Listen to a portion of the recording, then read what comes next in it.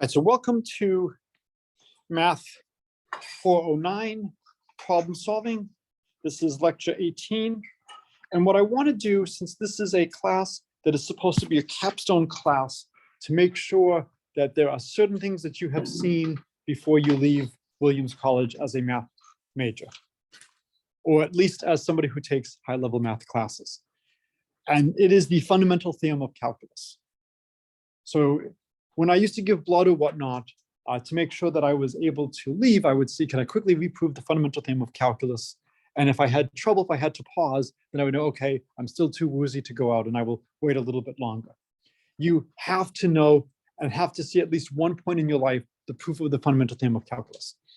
Depending on how much you're willing to assume, the proof becomes a little bit easier or a little bit harder. A lot of it is a function of how much real analysis do you want to use, what kind of functions do you want to look at. We will look at very nice functions today. And by very nice, I mean not just continuous, but also differentiable and bounded derivative. It just makes the analysis easier. I want to use this as an opportunity to review some of the concepts we've covered in class, which actually surface in the proof of the fundamental theorem of calculus, but you may not have seen it emphasized. So one of the really nice proof techniques or ideas that we've had in this class is lurking here. And I'm not going to explicitly say what it is. I'll see if you can figure out what it is. So the first thing is I just want to state some of the big theorems from calculus. So the first is the intermediate value theorem. If I have a continuous function, let's say it's 5 at the beginning and 8 at the end, then for any number between 5 and 8, there has to be some input that evaluates there. We don't have the transporter from Star Trek. I can't go instantaneously from here further down in the class from here. I have to walk through all intermediate points.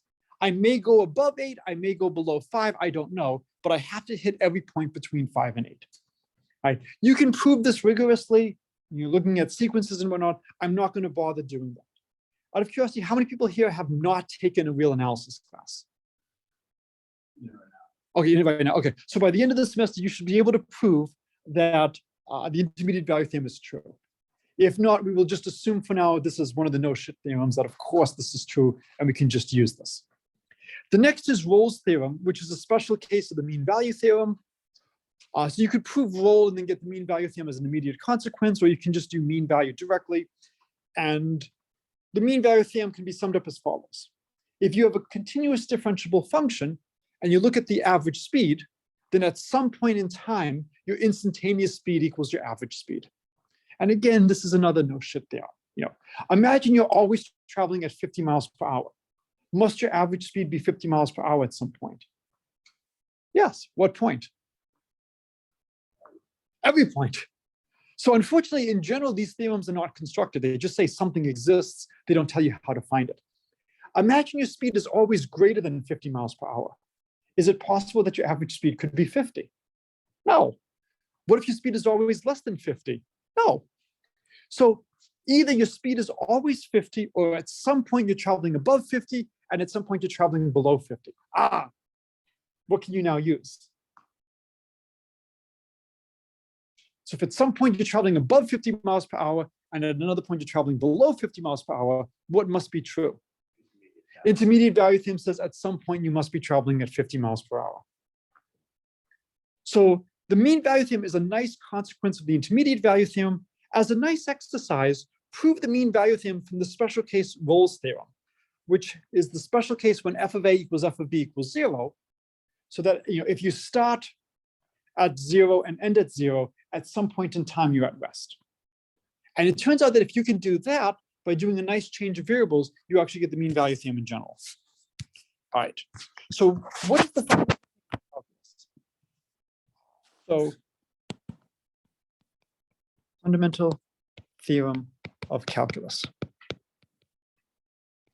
So let the integral from a to b of f of x dx equal area under y equals f of x from x equals a to x equals b. Let f be continuous, differentiable, and we'll assume that the first derivative is bounded. If big F prime equals little f, then the integral from a to b of f of x dx is big F of b minus big F of a. So this is the fundamental theorem of calculus. If you do not say area, you will make me upset. Right? Don't just say the integral from a to b of f of x dx equals f of b minus f of a. If you use this to mean the antiderivative at b minus the antiderivative at a, you haven't really done a theorem, you've done a definition. The content of the fundamental theorem of calculus is that the area under the curve. So if I give you, some curve like this, the area under the curve from a to b can be evaluated by looking at the difference of an antiderivative. Now notice I say I take any antiderivative. I'm not telling you which antiderivative I take. If two functions have the same derivative, what do they differ by? Constant. Because if you look at their difference is the function that's identically zero. Well, if you're identically zero, you're not changing at all. And so if you're zero for all time, so I'm never moving, okay, so my function must be constant. And so any two antiderivatives of little f differ by a constant. So when I look at f of b minus f of a, those constants will cancel. So that's why I don't have to specify which antiderivative I use. And for those of you who remember physics, what you care about is the change in potential energy is equal to the change in kinetic energy. It doesn't matter where you define ground zero to be for potential, because we only really care about changes in potential. Okay. So the first thing is to just check and see, is the fundamental theorem of calculus reasonable? So can somebody give me a good function to check, simplest function to check? I need to be able to calculate the area without using calculus. Constant function. So let's try f of x equals c. So if I plot this, here's a, here's b, here's my function. So what would be the area?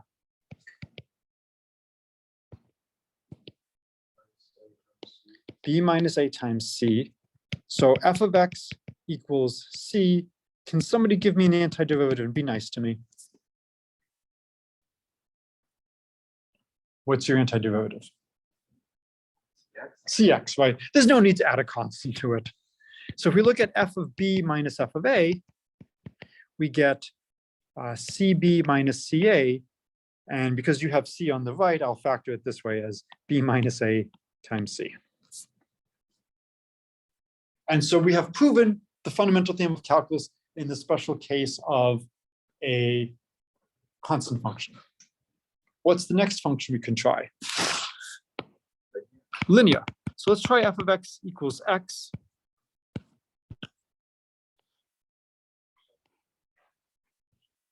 Oh. And so here is a, here's b.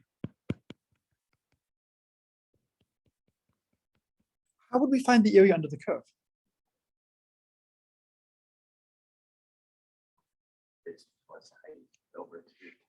Okay, so one is the trapezoid rule.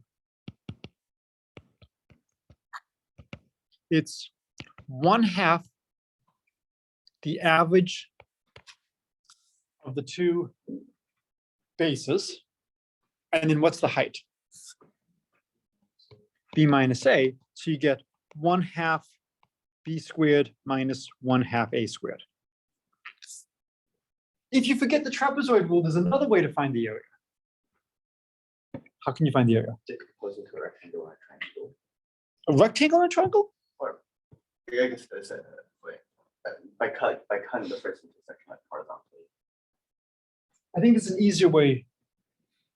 Difference of two triangles. Difference of two triangles. Take the big triangle and subtract the small triangle. So it would be 1/2 b squared minus 1/2 a squared. And now if we use the fundamental theorem of calculus, f of x equals x, what is the antiderivative of x? Or what is a antiderivative? 1/2 x squared. And so we would get f of b minus f of a is 1/2 b squared minus 1/2 a squared. So this is not a proof of the fundamental theorem of calculus. It's hopefully giving you some confidence in it. But these are not really that hard examples, right? I don't really find it that impressive that it's matching over here because these examples are so simple. We can just do it directly. So what's the first? You can't immediately write down what the area is.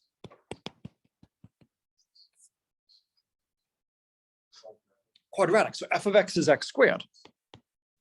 So if we do x squared, it's going to look like this. And let's go from 0 to 1. And what we're going to do now is we'll break it up into lots of pieces. And this is essentially going to be where we're going to get our lowest sums and our upper sums. And so in terms of trying to show that the fundamental theorem of calculus is true, what we'll do is we'll have a bunch of intervals and we'll have, the lowest sum will be a sum, k goes from 0 to n minus 1. I'll zoom in and here's the interval.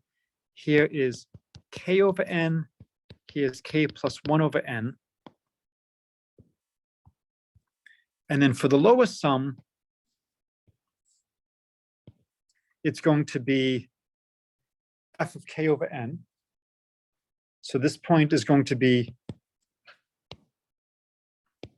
k over n squared. This point over here will be k plus 1 over n squared. And so the lowest sum will give us a k squared over n squared.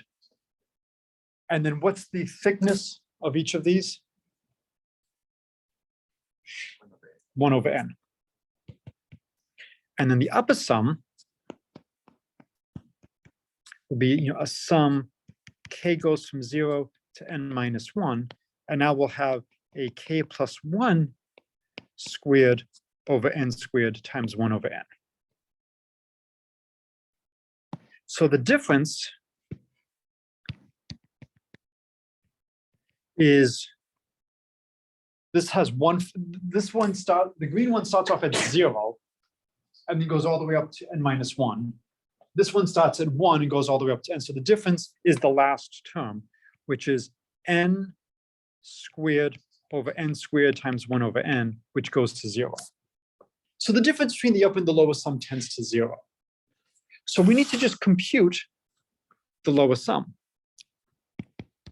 So the lowest sum is 1 over n cubed, the sum k goes from 0 to n minus 1 of k squared. How do we evaluate the sum of k squared? What do we use?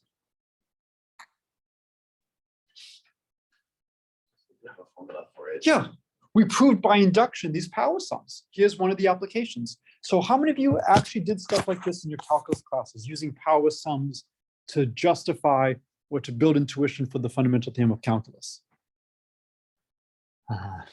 This is one of the great opportunities, I think, to introduce power sums in induction, is we want to see, is the fundamental theorem of calculus right? We want to test its predictions. If you can calculate something multiple ways, you should. This is one of the lessons, because if you make a mistake, if you calculate it multiple ways, hopefully you can find that. And so we use our power sum result. It's going to be, if you sum up to m, it's m times m plus 1, 2m plus 1 over 2. But we have n minus 1, so it's going to be, when you plug it in, it's going to be n minus 1 times n times 2n minus 1 plus 1 over 6. And so when you multiply everything out, we're going to get the n cancels out, so we'll have a 6n squared down below, and the top is going to be n times 2n minus 2 plus 1, so it's going to be n times n minus 1 times 2n minus 1. So it's going to be 2n squared over 6n, which is going to be 1/3, right? Everybody agree with that? Plus the next term is going to be minus 2n, minus n is going to be minus 3n over 6n. So it's going to be minus 1 over 2n. And then the constant term is going to be +1, so it's going to be plus 1 over 6n squared, which converges to what as n goes to infinity. So what will this go to as n goes to infinity? 1/3. And that is the integral from 0 to 1 of x squared dx. That will be just, the 1/3 over there. So this is a check that the fundamental theorem of calculus is still giving the right answers in a non-trivial setting. Squares and rectangles, not that impressive. But finding the area under a parabola, that's the first time we've actually done something worth doing. This was a particularly nice example to look at because the function was strictly increasing. So it's very easy to find which points to use for the lower sums, which points to use for the upper sums, and then the true area has to be between the two of them. I could also calculate exactly how much do they differ by. They differ by basically 1 over n. And so as n goes to infinity, the upper and the lower sums have to converge. And so in general, what's going on is we have the lower sums less than equal to the true area is less than equal to the upper sum. And as n goes to infinity, they converge to a common value.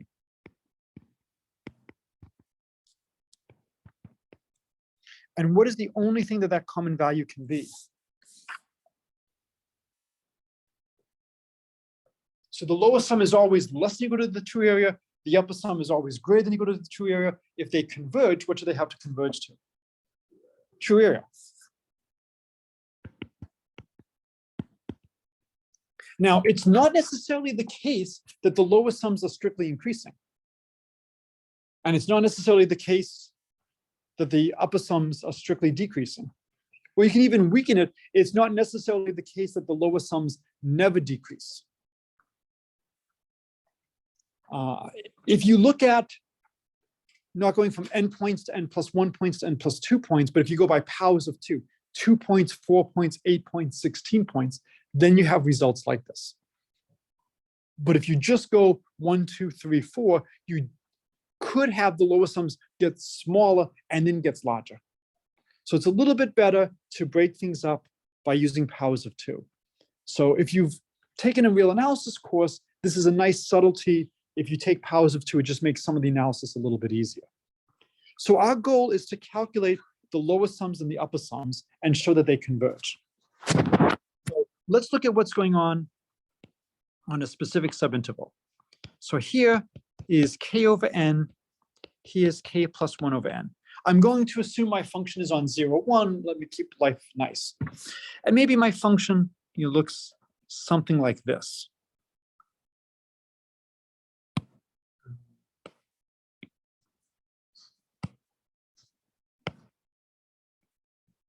Okay, and so what I can do is I can find where is the point where it's smallest.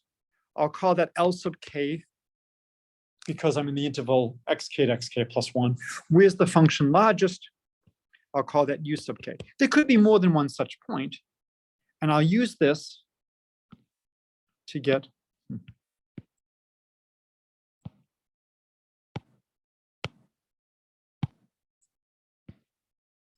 didn't want to draw it for a second.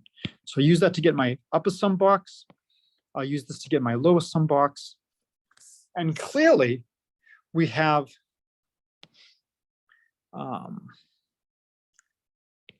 f of Lk times 1 over n is less than equal to, let's call it area sub k, is less than equal to f of uk times 1 over n. So does everyone agree that the area in the kth box is between the rectangle from the lower and the rectangle from the upper? And so if I sum over all n, I would get the sum k goes from 0 to n minus 1 of f of Lk 1 over n is less than equal to the area is less than equal to the sum k goes from 0 to n minus 1 of f of uk 1 over n. And this is the lower sum. This is the upper sum. Okay. And so what we want to do is we want to show the upper sum minus the lower sum goes to 0. Because if we can show that it goes to 0, then either one of them converges to the true area. Has anybody here ever watched the TV show Friends? Okay, except for 2 episodes, tell me the beginning of the title of any episode of Friends. The episodes have titles. The one. Yes, every episode of Friends, but I believe 2 of them begins with the one with the prom video, the one with this lecture. If I was being produced by the people who do Friends, would be the one with the mean value theorem. When in doubt, if you're not sure what to do, use the mean value theorem. Okay, this will be our go-to. It is an absolutely wonderful result. And it's a great example of how for a lot of pure mathematics, we don't need things to be explicit. We don't need to know which point is the point that works. We just need to know that a point exists. So we want to show that the upper sum minus the lower sum tends to 0. Proof un minus ln goes to 0. What do you think we're going to use to prove this? Yeah, mean value theorem, right? When in doubt today, say the mean value theorem. I'm not going to try to trick you. So un minus ln is the sum, k goes from 0 to n minus 1, of f of uk minus f of lk times 1 over n. And we know, of course, that this is positive because we know f of uk is greater than f of lk. I want to use the mean value theorem, so I can write this as it is a sum, k goes from 0 to n minus 1, f of uk minus f of lk over uk minus lk times uk minus lk times 1 over n. And so I'm trying to write it in such a way to make it really clear how to use the mean value theorem. Well, f of uk minus f of lk over uk minus lk, by the mean value theorem, this is just the average speed on the interval from lk to uk. So there's got to be some point c. So by mean value theorem, there exists a ck between lk and uk such that this is f prime of ck. Okay, so this would just be, the sum, k goes from 0 to n minus 1, f prime of ck times uk minus lk times 1 over n. Now we're assuming f prime is bounded. Okay, we don't need to make all these assumptions. If we just look at the initial expression f of uk minus f of lk, if you know real analysis, you can use uniform continuity to show that this is less than epsilon whenever uk minus lk is within 1 over n. And you can bypass all of this application of boundedness of the first derivative of the mean value theorem if you know a little bit more analysis. In any reasonable Calc 1, Calc 2 class, you will always have a function that's differentiable when you're doing this. And your derivatives will always be bounded. So it's not really a bad assumption, but you can remove it with a little bit of work. So we assume f prime is bounded by b. And can somebody tell me how large can uk minus lk be?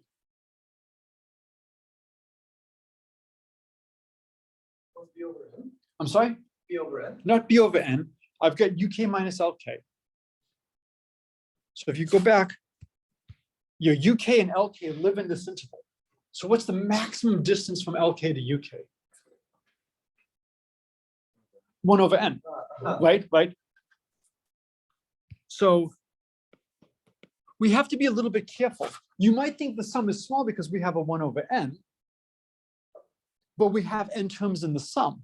So if you have something of size 1 over n, but you have n of them, that could actually reinforce and become large. So we just need a little bit of extra savings. One way is to show that this can be uniformly bounded as a small number. Another way is by writing this as a bounded number, and that gives me an extra 1 over n. So this is going to be less than or equal to the sum, k goes from 0 to n minus 1 of b times 1 over n times 1 over n, which is bn over n squared, which is b over n, which goes to 0. So this proves that the upper sum and the lower sum converge to a common value. Okay? How many of you have done Simpson's rule out of curiosity? Or the trapezoid rule to actually numerically calculate integrals? So just because we can do things using rectangles doesn't mean this is the best way to do things. But this is not my operations research class. In my operations research class, I'd be more concerned about doing things efficiently. Here, I'm wearing my pure math hat and not really concerning myself with mundane things such as, will it converge in a reasonable amount of time? I just care that it converges. So if you actually wanted to calculate these integrals, there are much better ways of doing it than rectangles. But we're just trying to prove a theoretical result. This is all we need. So we know the upper sums and the lower sums converge to a common value. We now need to show that that common value is equal to the antiderivative at 1 minus the antiderivative at 0.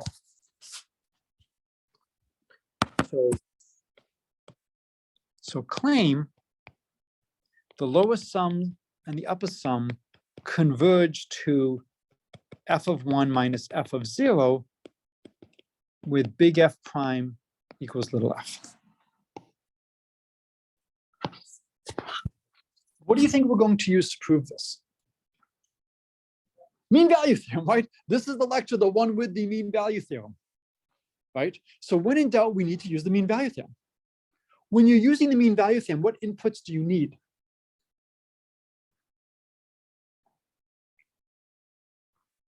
So if you're going to use the mean value theorem, you have to give me some inputs. What inputs do you need?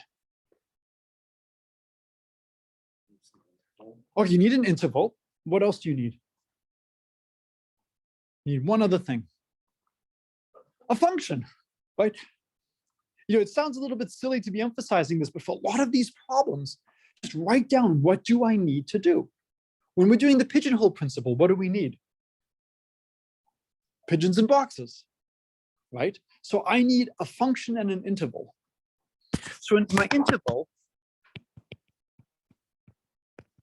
maybe I'll do it as, xk plus 1, which is, k over n, k plus 1 over n.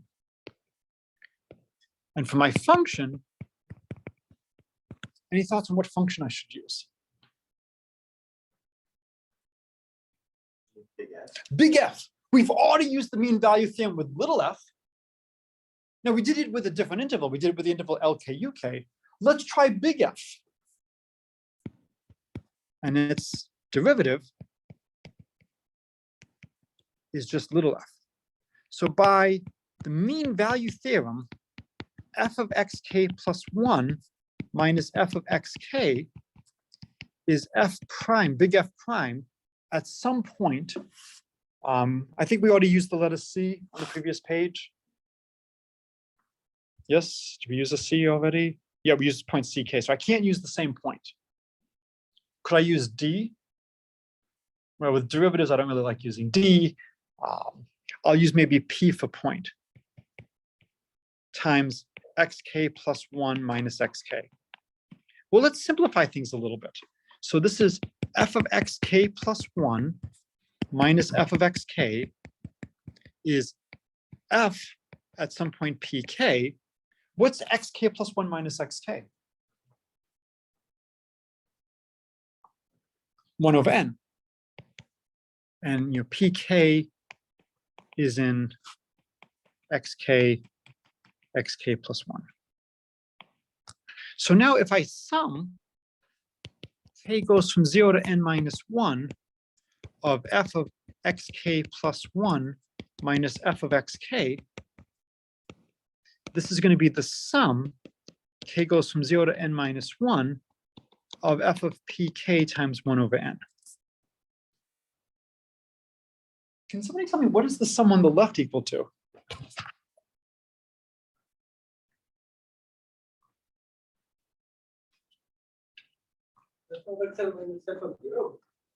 Yes.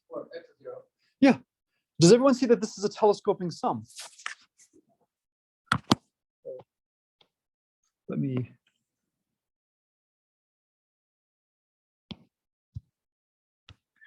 I'm not quite sure what the difference is between copy and duplicate, but. So if we look at the left-hand side, when k equals 0, we get f of x1 minus f of x0. And then we have f of x2 minus f of x1. And then we have f of x3 minus f of x2, dot, dot, dot, plus f of xn minus f of xn minus 1. This is a telescoping sum. And so, things are going to just cancel like this. And we're left with f of xn minus f of 0, which is just f of 1 minus f of 0. So it's a telescoping sum. So telescoping sums are wonderful. They're very easy to evaluate. What about the right-hand side? Can anybody tell me about the right-hand side? What do we know about the right-hand side? So let's draw. Here is xk. Here's xk plus, actually, an idea.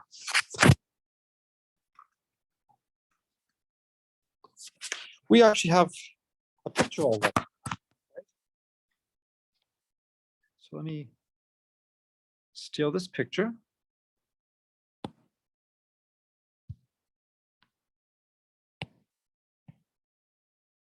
Okay, so here is our interval xk plus 1. Do we know where that point pk is in this interval? No, pk is somewhere. Let's say, for definiteness, I have to put it somewhere. Let's say this is the point pk.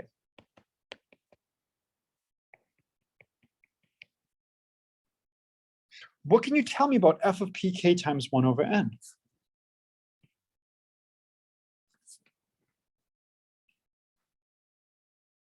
What must be true? It's between the low and the upper sum. The lowest sum is I use the smallest value of the function on the interval. So whatever f of pk is, it can't be smaller than f of lk. And it can't be larger than f of uk. So we know the lowest sum is less than or equal to the sum k goes from 0 to n minus 1 of f of pk 1 over n is less than or equal to u of n. But what is the sum equal? F of pk 1 over n, what is the sum equal?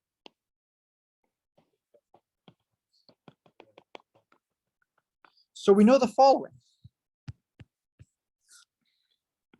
Big F of 1 minus big F of 0 is less than or equal to the upper sum, and it's greater than or equal to the lowest sum. And as n goes to infinity, we know that the lowest sum and the upper sum converge. And what do they converge to? The true area. So what must be true about f of 1 minus f of 0? Yeah. So f of 1 minus f of 0 equals the area. Not even 40 minutes. That's the fundamental theme of calculus. So where did I use something related to one of the talks I gave earlier this semester?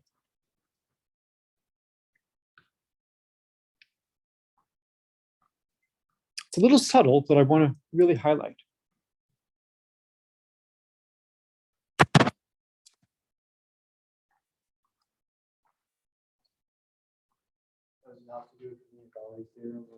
Not the mean value theorem. It's on this slide. We have this expression f of 1 minus f of 0. Initially, this could be n, right? This is the sum k goes from 0 to n minus 1 of f of pk 1 over n. It could depend on n, but doesn't. So do you know any quantities, or anything we've talked about? This is an invariant, not a monovariant. So we talked about monovariants, quantities that can only change in one direction.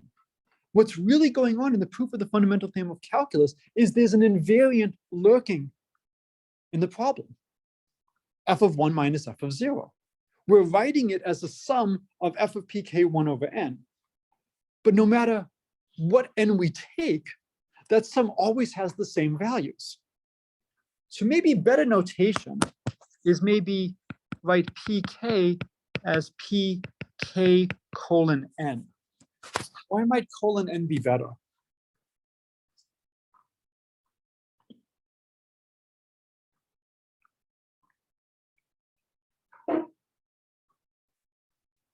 So the point is to emphasize that these points depend on n. It is extremely easy to drown in mathematical notation, right? My freshman year, the professor had some extra time and decided to prove the change of variable formula in as great generality as possible. If you doubt me, I believe I still have the notes in my office. I believe we used every letter of the English alphabet. I think we had every letter of the Greek alphabet in play, and we might have had 1 or 2 Hebrew letters, surfacing. The notation just got worse and worse and worse as we started handling more and more things.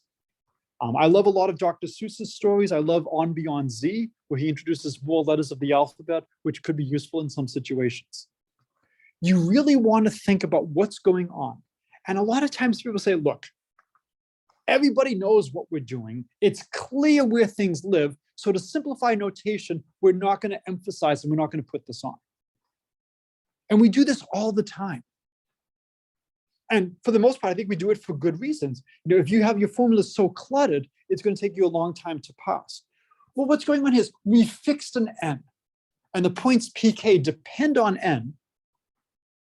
But for now, if I just write pk, n is fixed. Does everybody understand that it's coming? Yes. But really, it does have a subscript n. And this sum could be depending on n in multiple ways. We have n summons, we have a 1 over n, but we also have the points pk are changing with n. So it's not, the point when n equals 5, p1 is not necessarily the same as what p1 was when n equals 3. So it's a little bit of an abusive notation to write pk, but if we fix n, it's fine to do that. All right, so this is the proof of the fundamental theorem of calculus.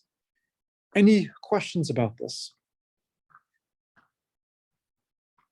So again, capstone course, have to make sure you see certain things before you leave. Proof of the fundamental theorem of calculus is one of them. All right. So one of the nice things about being a math professor is you tell me how much time I have and I will give a topic to fill the last little bit. So I'm going to choose one of my favorites. I think if you've taken complex with me, you might have seen this one. One of my main mentors when I was a student was a physics professor, and he gave us the following right before Thanksgiving so that we would have something to talk about at the Thanksgiving table.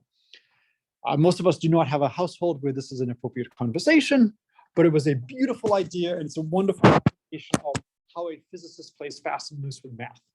And given that I am lecturing in the physics department, I think this is a wonderful chance to do this. So what I want to do is I want to define the following. Define the symbol integral on f to mean the integral from 0 to x of f of t dt. And I want to solve integral of f equals f minus 1. So if you've seen this before, you're not allowed to speak up. Can anybody think of a function? So I want the integral from 0 to x of f of t dt to equal f of x minus 1. Anybody have any thoughts about what might work? Yes. Does anything else work? Let's find out. So for the next few moments, pretend you, or forget everything you know about rigorous mathematics and just be willing to just play along. So we want to solve the integral of f equals f minus 1, or f minus the integral of f equals 1. Right? Just moving things around.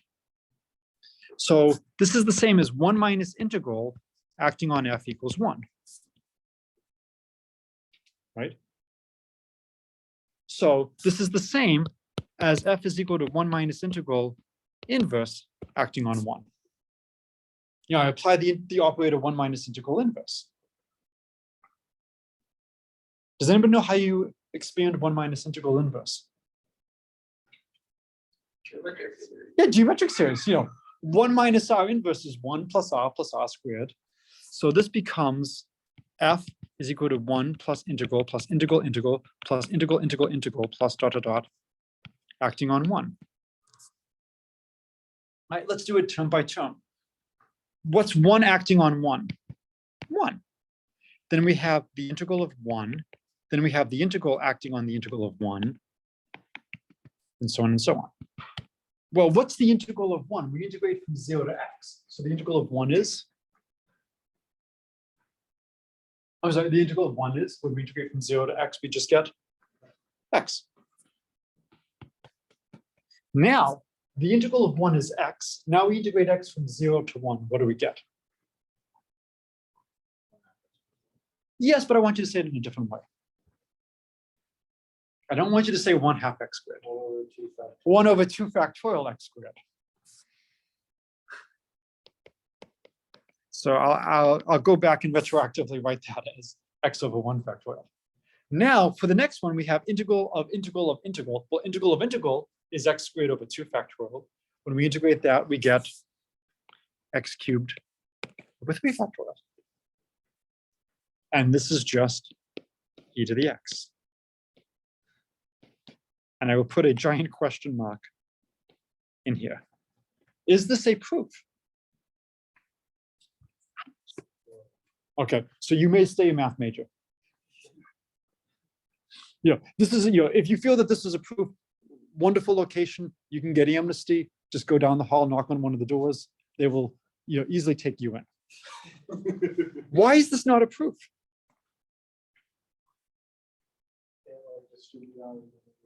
Why not? Good physicists have an incredible ability to play fast and loose with the math and end up getting to the right place. And then later on, the mathematicians will come in and they'll justify it as to, you know, what the? So I want to somehow talk about what does it mean to invert an operator? And, you know, is the inverse of 1 minus integral? So more generally, here's the question.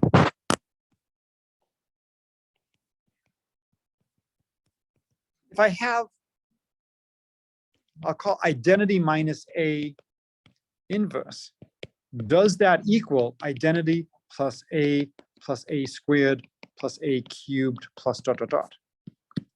You know, when can I have something like this? If you think about what's going on, what should I minus A inverse times I minus A equal?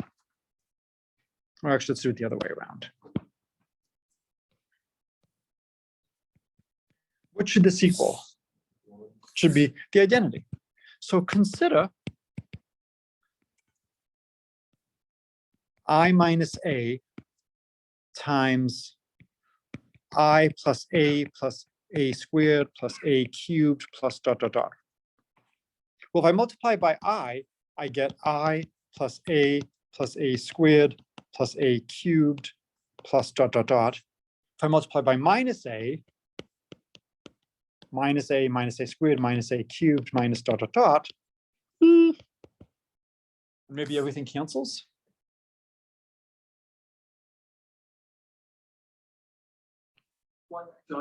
I'm sorry?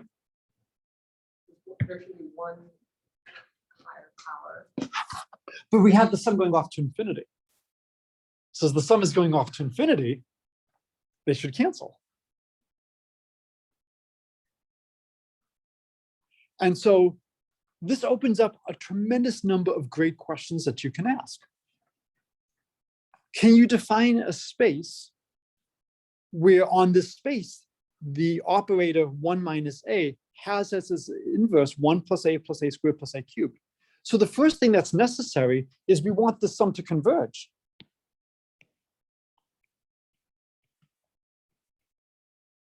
if this doesn't converge, it doesn't make sense to start talking about this as the sum.